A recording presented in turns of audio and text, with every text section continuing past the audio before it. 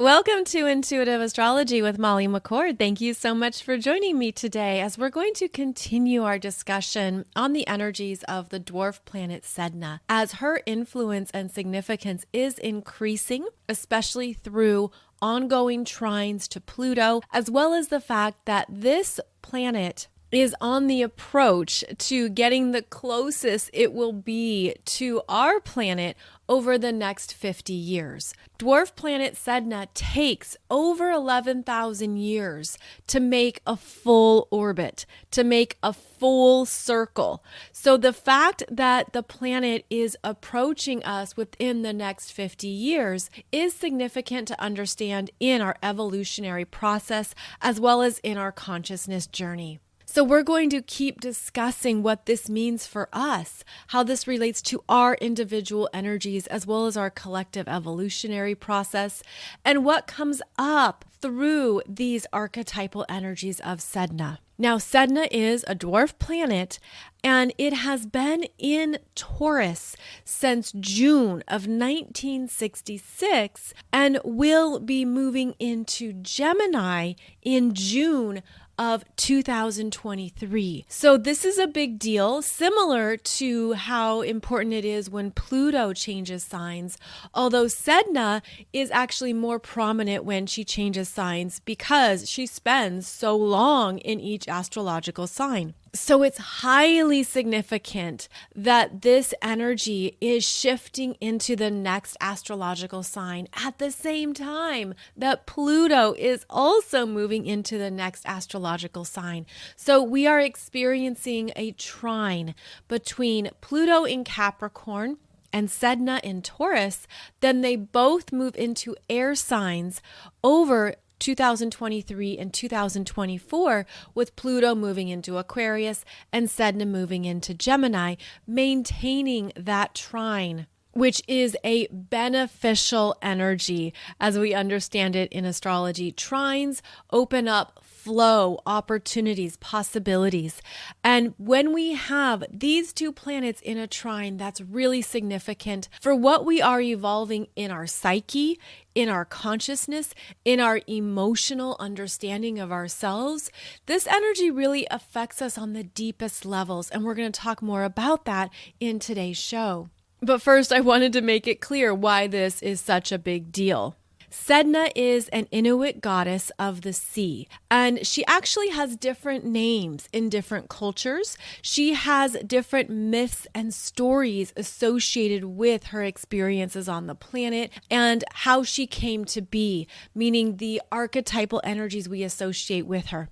So there are many different myths around her story, and it does depend on the culture that is sharing the myth, as well as how different variations tend to pop up as myths are shared, especially in oral cultures where nothing is written down. It's shared through storytelling and through various teachings, and then the stories can take on a different understanding or variations over time. But one thing that is certain about Sedna's story is that there are some key parts of her journey that are the same across various myths and cultures. And that is Sedna wanted to be in a partnership, wanted to be married, but couldn't find a suitable partner. And she ended up marrying a dog in one of these stories, and her father was so outraged that her father wouldn't accept the marriage and kidnapped her, took her away. Again, this is just one variation. And so she was ultimately tossed into the sea by her father because of the disgrace of her actions and her choices. And when she tried to climb into the boat, into the kayak or canoe, her father chopped off her fingers so she couldn't hold on to the boat. And it is said that those fingers then became the animals of the sea, the dolphins, the whales, the seals, the sharks, the porpoises. Her fingers became those animals. And then she also sunk down to the bottom of the ocean.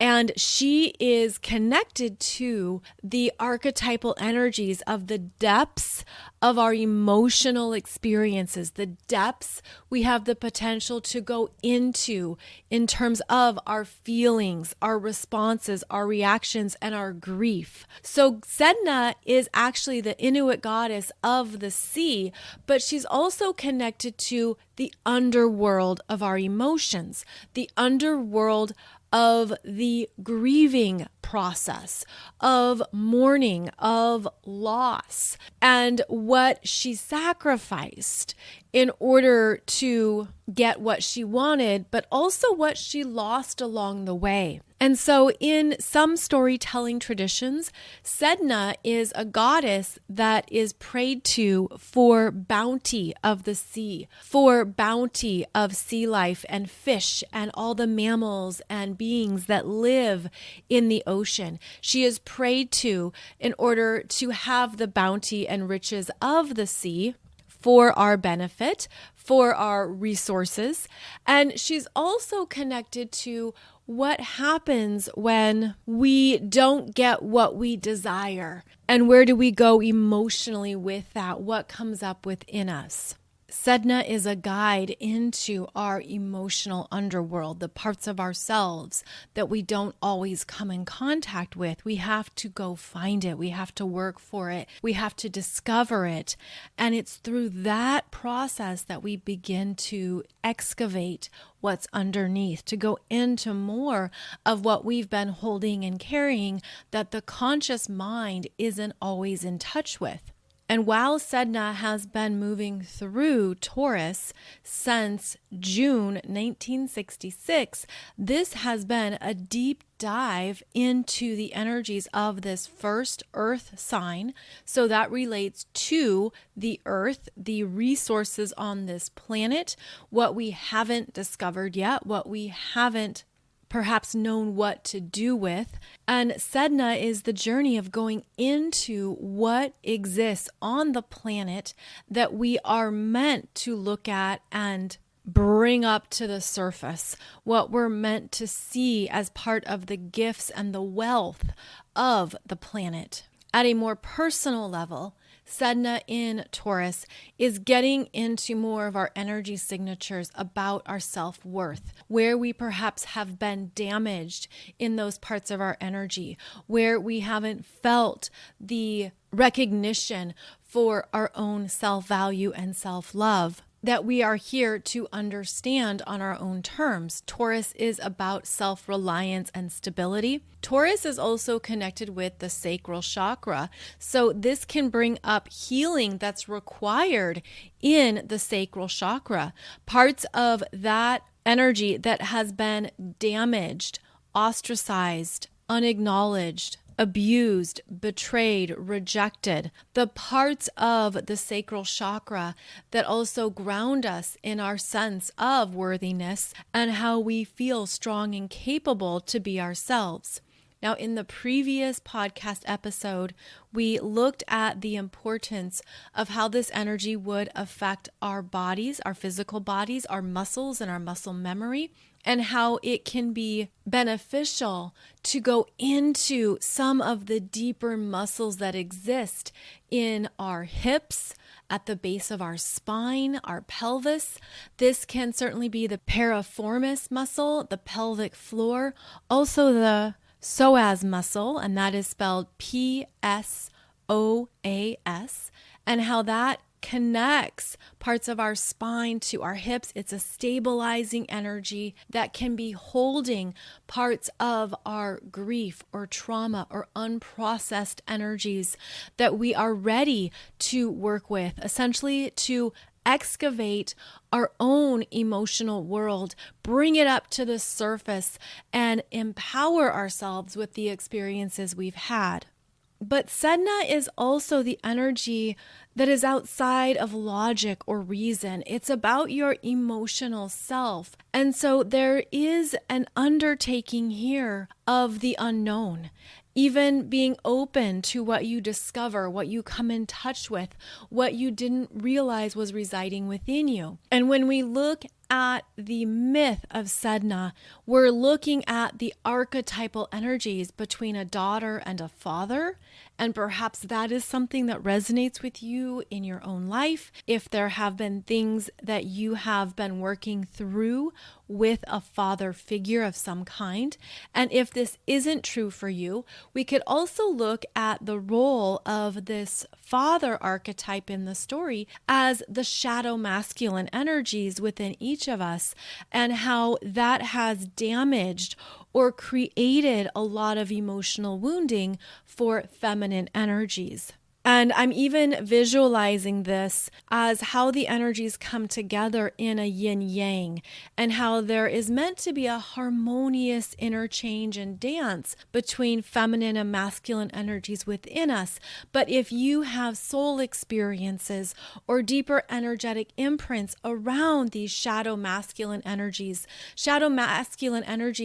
are about competition, jealousy, fighting to the death, doing anything possible to get ahead or to win, destroying and creating wars as a result of that drive to have power or control. Shadow masculine energies don't consider how something is received, how it feels, how it lands.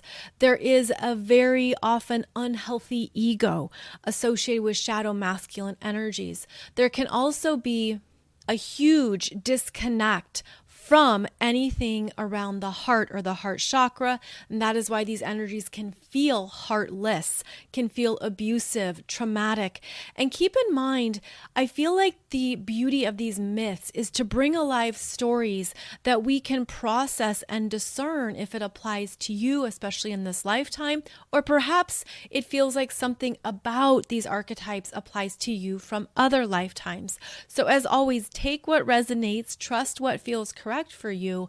But the story of Sedna is one of battling big forces that don't want you to be successful, that don't support your happiness, your abundance, or who you're here to be. And Sedna had to then understand that more for herself, but it was through a deep emotional process that she was able to rise up into the higher consciousness and also connect to abundance and prosperity after being at the bottom of the ocean. And so this is a self-empowerment journey related to how you're fully owning what you want, regardless of the forces that might appear to be working against you, or where perhaps you've been involved with any forms of shadow masculine energies. And keep in mind, this can certainly apply to anyone, regardless of gender or sex. I mean, you could experience this in a career, in a profession, in a family,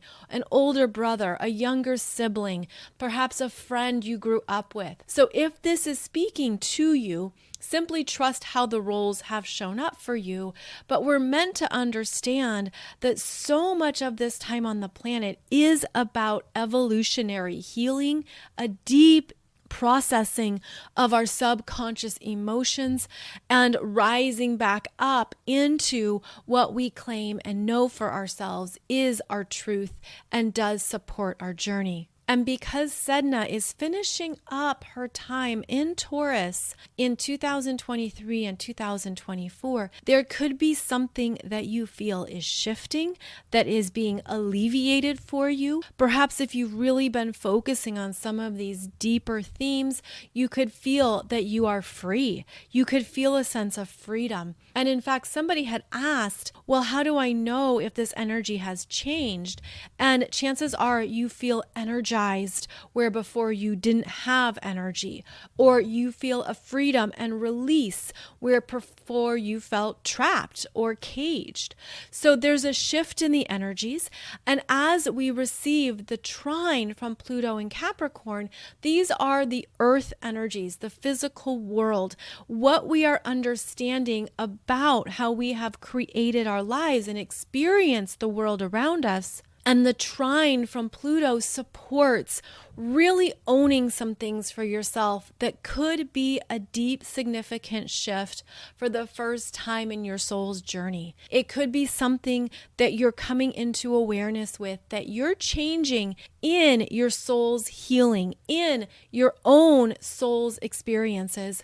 And this means there is new wisdom to feel into and tap into, new wisdom to trust in yourself that you're meant to take forward, because this is an energy of empowerment based on what you've had to go through that is a longer timeline. And remember how Sedna takes over 11,000 years to make a full journey through her orbit. And this means that the energies rising up could feel like something is finally shifting that you weren't able to rationalize or logically plan. You couldn't necessarily put it on an exact date on the calendar. Instead, it was almost like we had to go into something and loosen up the energy, really help release it, move it, get it unstuck, and make sure that it had a new life force coming in. And I'm seeing this now as new, fresh air. Fresh air coming into where those muscles were tight, for example. And so if you do any body work or muscle work, or you're doing any energy work with the physical self, you know how important the breath is. Taking in the deep breaths, working with your breath as a form of flow.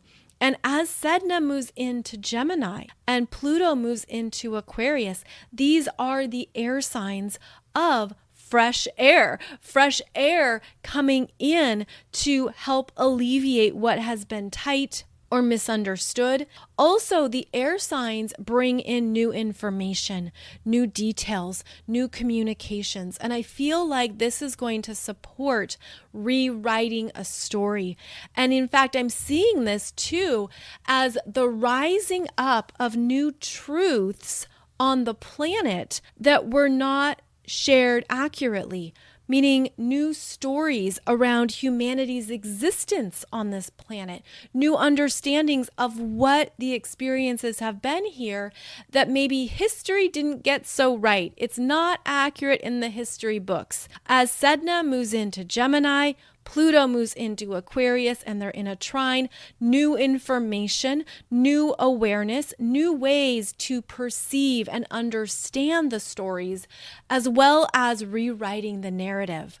So that can certainly be on the collective level, but also on the individual level. Now, as these planets move into a new astrological sign, it is brand new territory. It is fresh energy, and it's going to give us new things to work with, new ideas to ponder and sit with, new ways of perceiving each other, interacting with each other, new communication styles as well. So there's something evolutionary about both Sedna moving into Gemini and Pluto moving into Aquarius across the same 2 years. 2023, 2024, new stories emerge, new understandings of even your own soul journey come to light and come to your awareness. And then this is the new terrain that we're moving into, where we will have our next level of lessons and healing and understanding. Because now Sedna is going to help us dive in to the Gemini energies, as well as Pluto digging in to the Aquarius energies. So we see these two move from earth signs into air signs. That's a significant shift. It also means a significant shift on the planet when we're talking about the earth sign energies. Again, the resources on this planet, our physical world, including including our bodies, our finances, our possessions, what we own, what matters to us.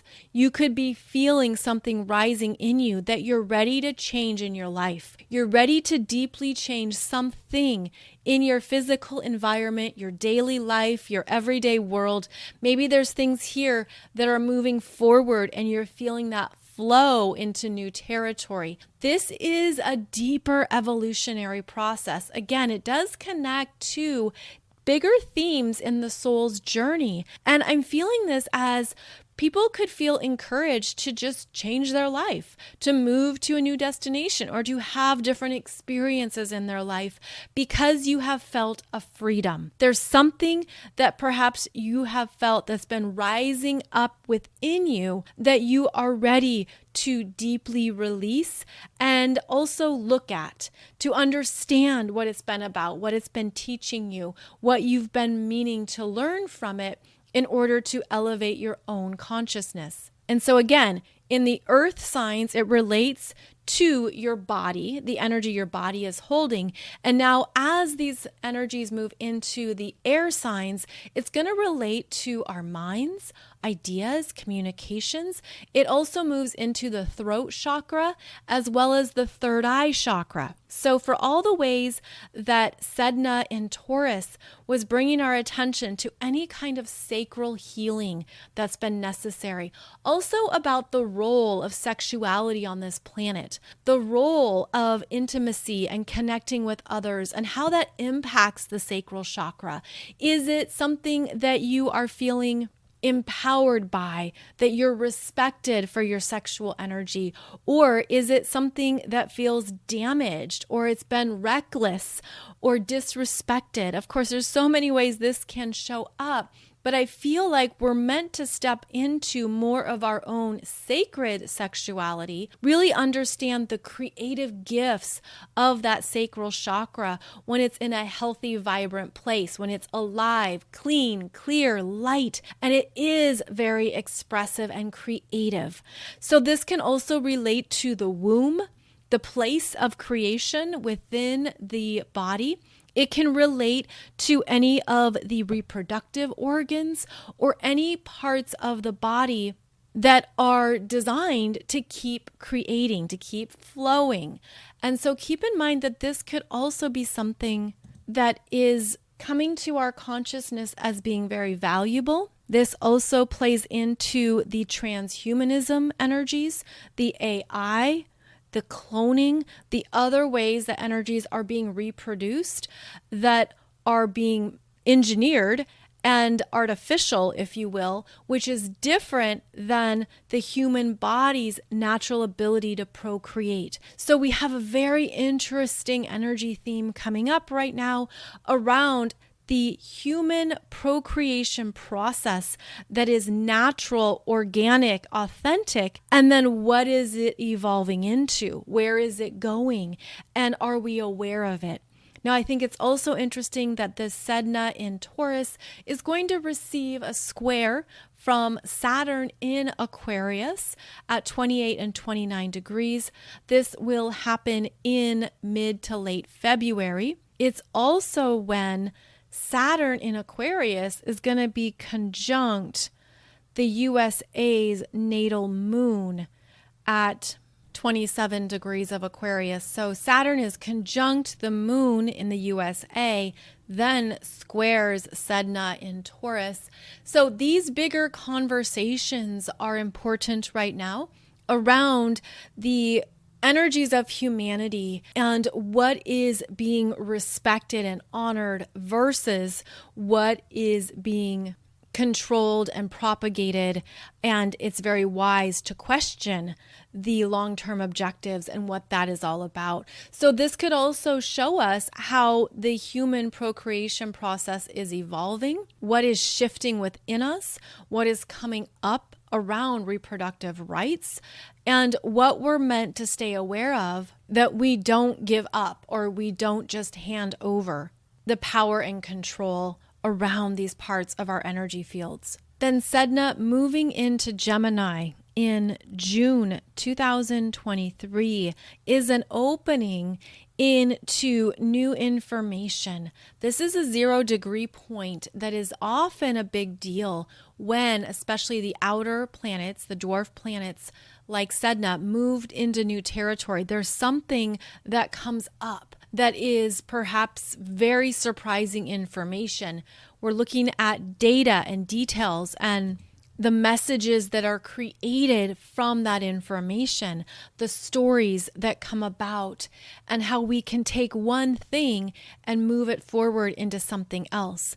Now, it's interesting to note that Gemini is the first air sign, and it's also associated with how we speak, how we talk, communicate, how we think. Again, it relates to both the throat chakra, and then the more evolved Gemini relates to the third eye chakra. And I think we're going to have some deeper activations of these parts of our energy where you might start recalling stories or energies from other lifetimes, other timelines that show you more of what you're meant to know in this present reality, what you're meant to work with or work through.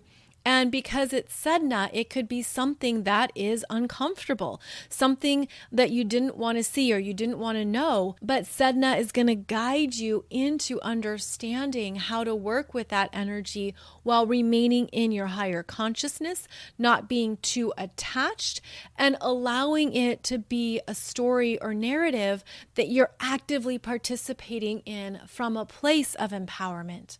Sedna will also be receiving that trine, as I mentioned, from Pluto moving into Aquarius and then back into Capricorn. And Pluto wants us to connect to a truth, something empowering, something that you're meant to understand that leads the way. But it is also about a transformation process. And Pluto often will destroy something first in order to get to the bare bones truth. So this is where both Pluto and Sedna are about evolutionary energies. But in order to evolve, things have to be broken down. It has to be challenged. It has to be energetically blown up, deconstructed, or destroyed, and able to get to that foundational energy underneath. So I feel like this is where there can be some very big revelations that come out. Revelations around humanity's time on the planet, hidden truths, stories that have not been told publicly or accurately. This is where a lot of new information can come up that is overwhelming, unclear, and you could say, well, we've already been in that energy of the information wars, the knowledge wars. That is actually the modern day warfare that we are moving through, is how all these different agendas on the planet are trying to get your buy-in, your consent, your attention, how they are at war with information and narratives. And we can see this in the mainstream media being challenged by independent media, independent journalism, really wanting to get to the heart of the truth. What's going on behind the data? What's the truth around the science? But understand that this trajectory of both Sedna and Pluto is long term. It's more about what has been the evolutionary journey of humans on the planet or other species on the planet? What has been omitted? What parts of the story don't quite make sense? What parts of what we have come to understand or accepted isn't the full picture, isn't the full story? So we're going to have blasts of insight. And oftentimes, not only is this cognitive dissonance, but it's also weird. It's shocking. And our minds could struggle to understand it. We could be like, no, that's not true. If that were true, I would have been taught that when I was in school. Well, these energies are going to upend all of that. Gemini is about early school, language, what you initially studied when you first started going to school. It's about our youth and the information we take in when we're younger. And so this is going to challenge school systems. This is going to challenge what we've been learning and how we've been teaching. This is going to challenge what's been taught and told across centuries. It's also going to bring up things that can seem so outlandish and so crazy that it's hard to connect with it, perhaps.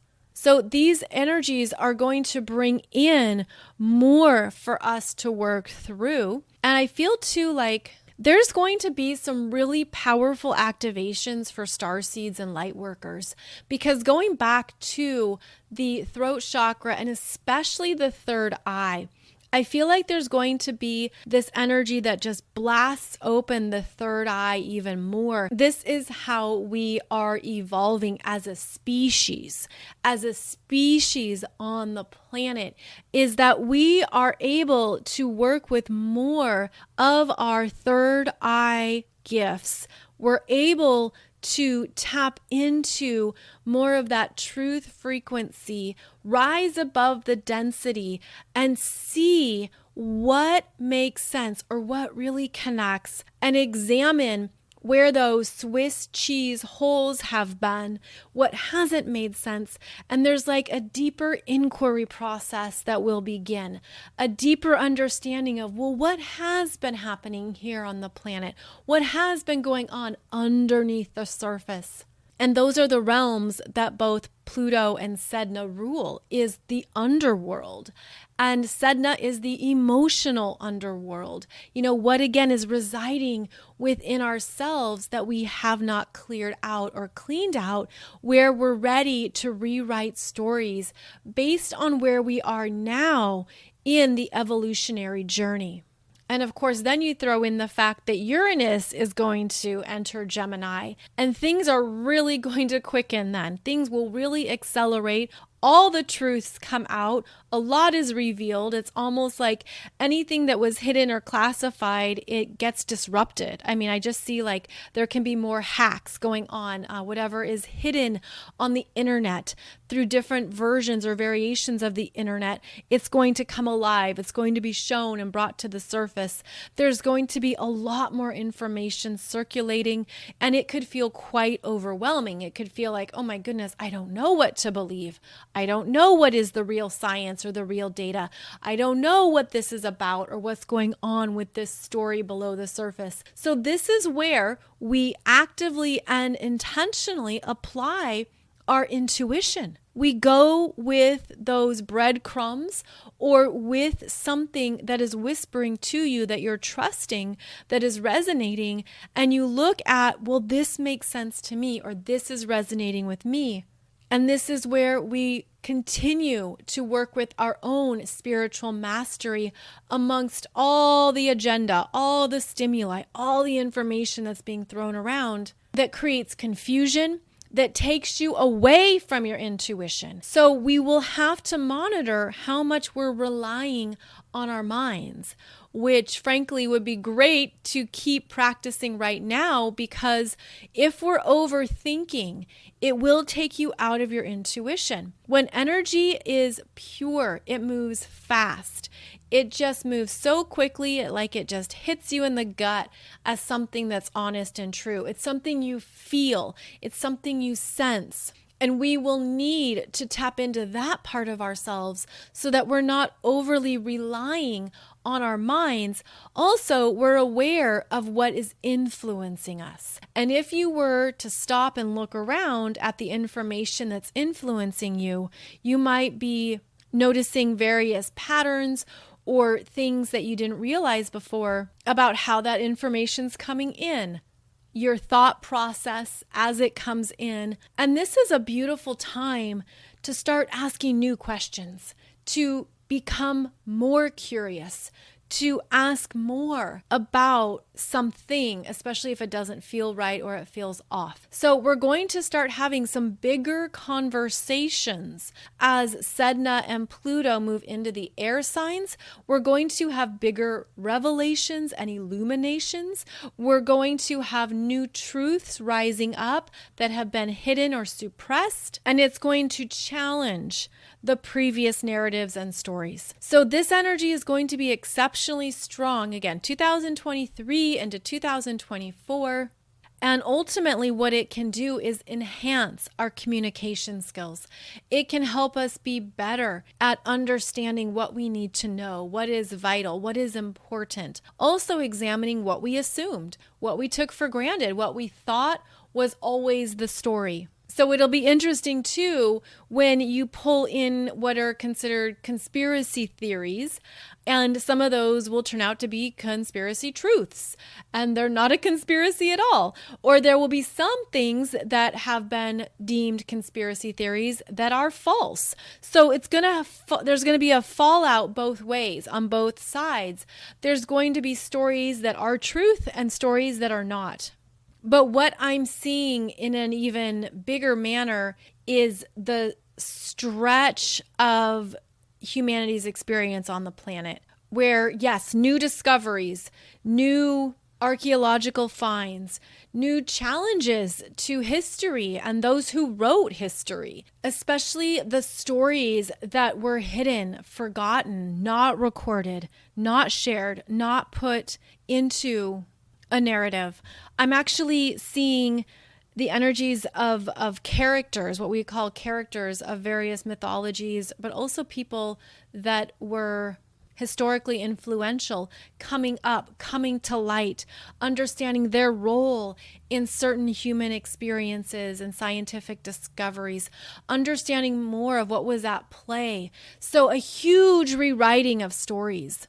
And when we're talking about Sedna, we're bringing up the forgotten feminine. We're bringing up the parts of ourselves that were cut off, that were ostracized, that were not allowed back on the boat, that were not allowed to be rescued, and instead had to find their way, had to work with the environment they were in. So this always brings up deep survival energies as well. And the stories you have animated in your life around your own survival needs. And this can be very unconscious. This could be, well, I've always had to hustle for this. I've always had to work hard for this. I've always had to do this and this and this, but I only got the bare minimum, or I didn't get the raise. So I feel like what we're going to be looking at is how to bring in new information that is supportive of your self-worth. And that is the journey between Taurus and Gemini. So as Sedna moves between Taurus into Gemini, she needs to take her new self-worth with her. She needs to take her new understanding of her creativity, her sexual power, her gifts. She needs to take with her a new sense of self-love and self-reliance and be able to stand in the power of that. I'm also feeling that as a freedom. There's something that's been energized here as Sedna has moved through Taurus that we're meant to understand, that supports our own resourcefulness, our own self-reliance and stability, our own ability to create life on our own terms. And to step outside of the programming, the assumptions, the family patterns, to step away from what you thought you had to do to be loved. To step away from what you thought you had to do to be worthy of being successful or being seen for your gifts. This could be something that really supports humanity's ongoing evolution of what it means to create a good life on the planet on your own terms. Then that energy of Taurus travels into Gemini, where you take that personal value into your communications and you speak from that place. You state in a very empowered way what you want, what you're worthy of, what you can do, what you're willing to understand or work with in a new way. Also, what you're willing to learn or teach, as Gemini is about two-way communications. So it's the energy of what we listen and hear and take in. Then, based on that, it's what we say and share with others. So we're going to have some opportunities here to fortify the throat chakra and the third eye chakra with new empowered self-love. And you could even feel like a dam is bursting, something's opening up within you. You're ready to share in a new way. You're ready to state your truth in a new way. There's things you want to openly express or learn or teach. But this is where we also have to be very honest with ourselves about our own limitations, the limitations of our own narratives, and what we thought we could do. And that's because, again, the air signs are about our mental process and what we envision, what we think about, that then creates our life. And I feel like Sedna in Gemini and Pluto in Aquarius are going to activate new concepts in ourselves about how we want to live our life and where there are areas of no going back. No going back to previous versions of yourself when you were living from another place of your own consciousness. No going back either to previous lifestyles or choices that no longer resonate. This could also be that you're willing to reframe some parts of your journey in this lifetime that relates to your journey in other lifetimes. So these reoccurring themes can be quite powerful as well. There will also be more of a desire to decalcify parts of our energy, to look at parts of our internal processing systems that are ready to flourish, blossom, and bloom. I'm seeing the vagus nerve, I'm seeing the thyroid glands, I'm seeing the pineal gland, I'm seeing the energies in our neurology opening up to process and take in more. And in fact, I'm seeing this in the two hemispheres of the brain. And the brain has those deep crevices that feel like they're meant to open up to new energy, new parts of our neurological process connects. It feels like it's light filled. And it feels like there's things that we're going to start conceptualizing in a new way. So it's certainly an activation of our mind and what we process, what we're tuning into, what we're seeing. I also feel like we're going to start seeing new energies on the planet, things that we might not even fully see in the physical world, but you could see it with your third eye. You're tuning into other timelines or other energy spectrums that make something look real, even if you can't touch it. So this could be quite fascinating to watch how these energies evolve humanity, evolve us as a species, work with our own biology and chemistry and neurology, and what we discover as a result.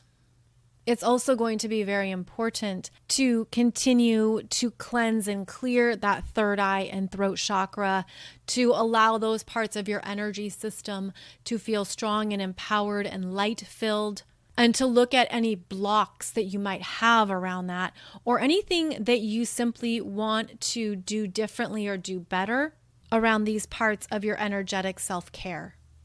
So once again, we have another significant astrological transit underway, energies that we are feeling and sensing. And keep in mind that because Sedna moves so slowly and is approaching our neighborhood in the solar system, this energy is rising up to the surface. This energy is coming up in our own consciousness for us to be aware of and to work with intentionally. So as always, thank you so much for joining me for this podcast episode. I will be back every Wednesday and Monday for a new episode and topic. Wednesday is where we talk about the weekly energies, and then Monday is where we focus on something specific. So I hope this has supported you. I hope this is helping you see more of what you've been moving through perhaps, or what's been coming up for you. And that is one of the beautiful ongoing gifts of astrology, is that we're able to connect some dots and see things in a different way, in a new way, and even from a higher vantage point. You can find out more about me over at mollymccord.online, where you will find all of my current astrology programs and courses that help you become more of your own astrologer, to understand more of the energies that you were born with and to work with in this lifetime, and to continue to practice as you move through your journey. So as always, thank you so much for joining me. I will see you back here soon for another episode, and I wish you a beautiful day ahead.